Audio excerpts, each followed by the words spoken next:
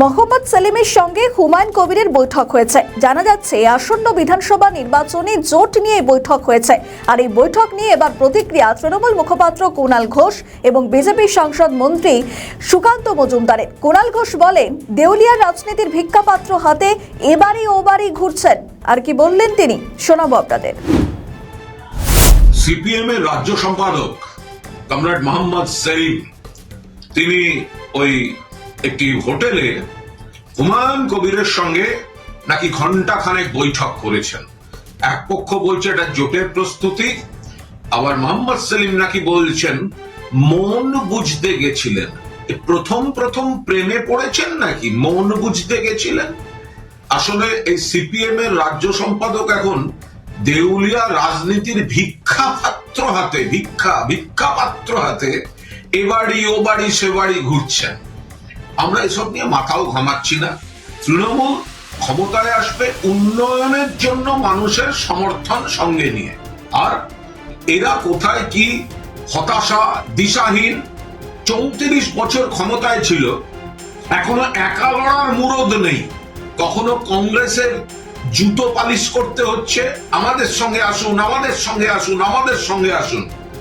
3 tyre শূন্য এই সেলিমের সিপিএম। বিধানসভায় শূন্য, লোকসভায় শূন্য, 2 মাসের মধ্যে রাজ্যসভায় শূন্য।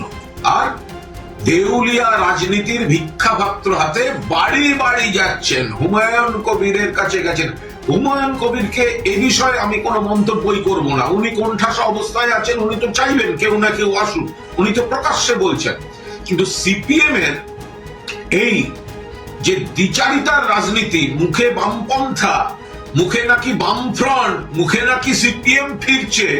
আরে যে সব লোকগুলো লাল ঝান্ডা নিয়ে শহীদ মিনারে 2-1টা মিটিং করতে যায়, তারাই তো বাড়ি এসে বিজেপিকে এতদিন ভোট দিয়ে এসছে। সেই কারণেই তো বিজেপির কিছু পার্সেন্টেজ অফ ভোট বেড়েছে। আর মোহাম্মদ সেলিম কখনো কংগ্রেসকে আমাদের সঙ্গে আসুন, তৈরি হন। আরে আপনার পার্টির ক্ষমতা নেই, আপনি কিসের রাজ্য সম্পাদক? 294টা সিটে বামফ্রন্টের লড়ার ক্ষমতা নেই, মুরদ নেই। আরো ভোট কমে যাবে, মুছে যাবে। সেই জন্য কমরেড মোহাম্মদ সেলিম দেউলিয়া রাজনীতির ভিক্ষাপাত্র হাতে মন বুঝতে যাচ্ছে গো, মন বুঝতে যাচ্ছে। যারা সিপিএম এতদিন করে এসছেন, এখন বিতৃষ্ণায় করেন না। এইসব দৃশ্যপট দেখলে তাদের বিতৃষ্ণা এই কমরেড মোহাম্মদ সেলিম অ্যান্ড কোম্পানির প্রতি আরো বাড়বে। 34 বছর ক্ষমতায় থেকে এখনো 294টা সিট। আর একা মানে কি? সিপিএম তো একা লড়ে না, এমনিতেই ওটা বাম ফ্রন্ট, একগাদা দল। তো বাম ফ্রন্টেরও মুরদ নেই। তাকে হুমায়ুন কবিরের সঙ্গে কোন হোটেলে, যে হোটেলে এসে আগাগোড়া বিজেপির নেতারা ওঠে, বিজেপির বৈঠক হয়, সেখানে হুমায়ুন কবির, সেখানে মোহাম্মদ সেলিম। ফলে এই গোটা জিনিসটার মধ্যে একটা প্রচ্ছন্ন সুতোর টান অন্যদিকের আছে। আর এই সমস্ত অতৃপ্ত আত্মাগুলোকে এক টেবিলে বসে চা খাইয়ে কিছু বিভ্রান্তি ছড়াবার চেষ্টা করছে। পেছনে বিজেপি কিনা সেটাও খোঁজ নেওয়া দরকার।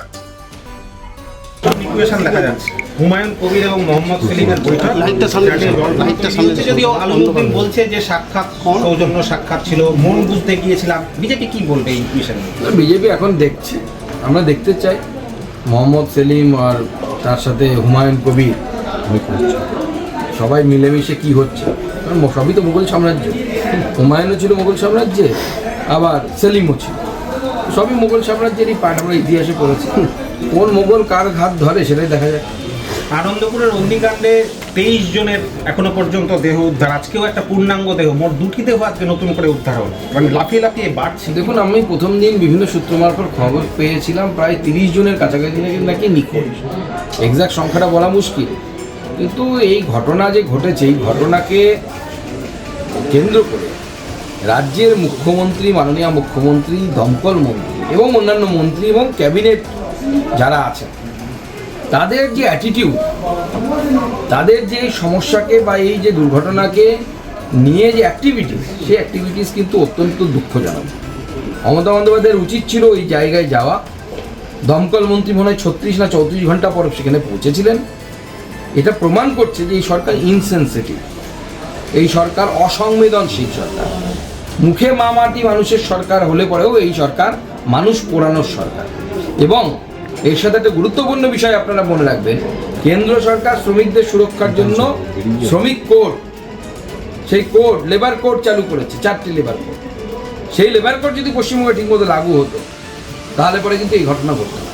আনন্দপুর নিয়ে বিরোধী দলনেতা যে মুহূর্তে আনন্দপুর যাওয়ার কথা ঘোষণা করলেন, দেখা গেল তার মিছিলও আটকে দিল পুলিশ এবং তাকে হাইকোর্টে যেতে হচ্ছে, 163 ধারা জারি হচ্ছে ঘটনাস্থলে। দেখুন, যারা যাওয়ার কথা তারা তো যাননি, মমতা বন্দ্যোপাধ্যায় যাননি, দমকল মন্ত্রী টাইম মতো যাননি। এবার বিজেপি বিরোধী দল হিসেবে তার কর্তব্য, আমরাও অনেক পরে যাওয়ার ব্যাপারে ভেবেছি, কারণ আমরা চেয়েছি প্রথমে আগে উদ্ধার কার্য ঠিক মতো হোক। এখন আমাদেরকে বাধা দেওয়া হবে, এটাই তৃণমূল কংগ্রেসের পদ্ধতি হয়েছে। তৃণমূল কংগ্রেস সরকার এই পদ্ধতিতেই কাজ করছে, বিজেপিকে কোথাও যেতে দেবে না। শওকত মোল্লা একটা হুঁশিয়ারি দিচ্ছেন, বলছে আইএসএফকে যদি ভোট দেওয়া হয় তাহলে মমতা ব্যানার্জির দেওয়া ঘর মিলবে না। দেখুন, এরা মমতা বন্দ্যোপাধ্যায়ের ঘরটাকে মনে করে যে হচ্ছে মমতা বন্দ্যোপাধ্যায় মনে হয় তার যে জমিদারি ছিল, পৈতৃক জমিদারি, সেখান থেকে বুঝি টাকাটা দেন। এই টাকা জনগণের ট্যাক্সের টাকা, আমার টাকায় ঘর দিচ্ছে মমতা বন্দ্যোপাধ্যায়, আপনাদের টাকায় ট্যাক্স দিচ্ছে। আমাদের এখানে যারা দাঁড়িয়ে আছি প্রত্যেকে আমরা মমতা বন্দ্যোপাধ্যায়ের সরকারকে ট্যাক্স দিই। মমতা বন্দ্যোপাধ্যায়ের সেই ক্ষমতা কোথা থেকে হয় যে তৃণমূল কংগ্রেসের একজন নেতা এই কথা বলছে যে মমতা বন্দ্যোপাধ্যায়কে ভোট না দিলে ঘর পাওয়া যাবে না। বিজেপির সরকার আসবে, ভোট দিন। বিজেপির সরকার আসার পর কোনো মমতা বন্দ্যোপাধ্যায়ের লোক, অমুকের লোক, এগুলো কিচ্ছু দেখা হবে না, বিজেপির লোক কিছু দেখা হবে না। যারা গরিব তারা সবাই ঘর পাবে। স্বরাষ্ট্রমন্ত্রী অমিত শাহ তিনি আসছেন, তার কর্মসূচি কি আছে, কবে আসছেন, কোথায় আসছেন? উনি 30 তারিখ সন্ধ্যেবেলা পৌঁছে যাবেন। ওনার দুটো সাংগঠনিক বৈঠক আছে, একটা বারাসতে হওয়ার কথা আছে আর একটি শিলিগুড়ি। অবসর মঞ্চে ডিজি রাজীব কুমারের মন্তব্য, সাহস মানে গুলি চালানো নয়, মানুষ মারা নয়, বাংলার প্রাণহানি ছাড়াই সমস্যা মোকাবিলা করেছে পুলিশ, অন্য রাজ্যের তুলনায় বাংলার সামনে চ্যালেঞ্জ বেশি, মত রাজীব কুমার। দেখুন, প্রথম কথা হচ্ছে এই রাজীব কুমারই একদিন বলেছিলেন যে আমার পুলিশের উপর একটি গুলি চালালে আমি 3টি গুলি চালাবো। তাহলে এখন অন্য কথা বলছেন। দ্বিতীয় প্রশ্ন, আপনি কি সত্যি সমস্যার সমাধান করতে পেরেছেন? আপনার সময় তো বাংলায় একের পর এক দাঙ্গা হয়েছে, হিন্দুরা উদ্বাস্ত হয়েছে।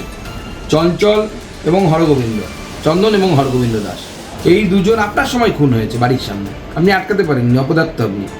এবং শুধু তাই নয়, আপনি বোঝাতে পেরেছেন কি আপনার মুখ্যমন্ত্রীকে যে বাংলার চ্যালেঞ্জেস অনেক বেশি? আজকে কোর্টকে কেন হস্তক্ষেপ করতে হচ্ছে, কেন থাপ্পড় মারতে হচ্ছে আপনার মুখ্যমন্ত্রীর গালে?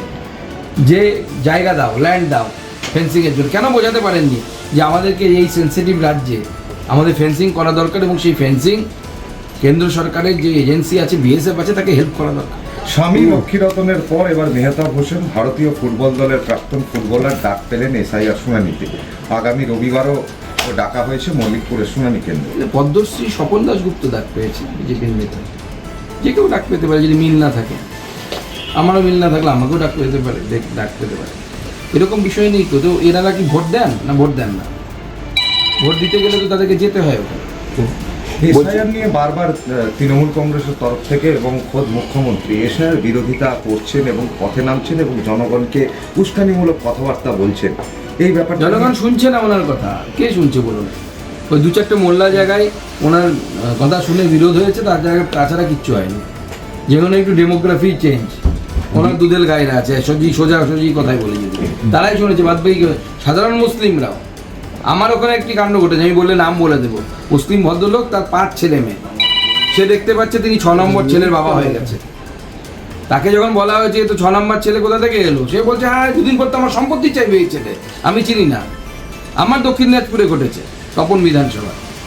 তো সে তারা বুঝতে পারছে, মুসলিম ভাইয়েরা বুঝতে পারছে যে আজকে যদি আমার নামে 2টো ছেলে আমার আছে বা 3টে ছেলে মেয়ে আছে, তার জায়গায় যদি 5টায় হয়ে যায়, মানে 2টো এক্সট্রা ঢুকে যায়, তারা আগামী দিনে তো আপনার ঘাড়ের উপর উঠে নাচবে।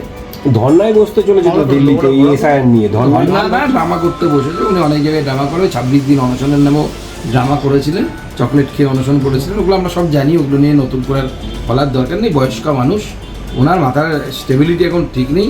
উনি বুঝতে পেরেছেন যে এসআইআর নাম কাটা যাচ্ছে, যেভাবে যে নাম কাটা যাচ্ছে, যারা নেই তাদের নাম কাটা যাচ্ছে, যারা ডবল এন্ট্রি তাদের নাম কাটা যাচ্ছে, আর যাদের স্বাভাবিকভাবে 2002-এর কোনো লিঙ্ক পাওয়া যাচ্ছে। আমি সিম্পল একটা প্রশ্ন করতে চাই, আমার 2002 আমার বাবা মার নাম নেই, আমার নাম নেই, আমার নাম কীভাবে ভোটার লিস্টে থাকবে? আপনারা উত্তর দিন, তৃণমূলের নেতারা উত্তর দিন, কোন যুক্তিতে থাকবে? কীভাবে? কোনো আইন তো দেখাতে হবে, কোন আইনের বলে থাকবে? ভারতবর্ষ তো আইনে চলে নাকি, সেটাও চালাতে চাইছেন না।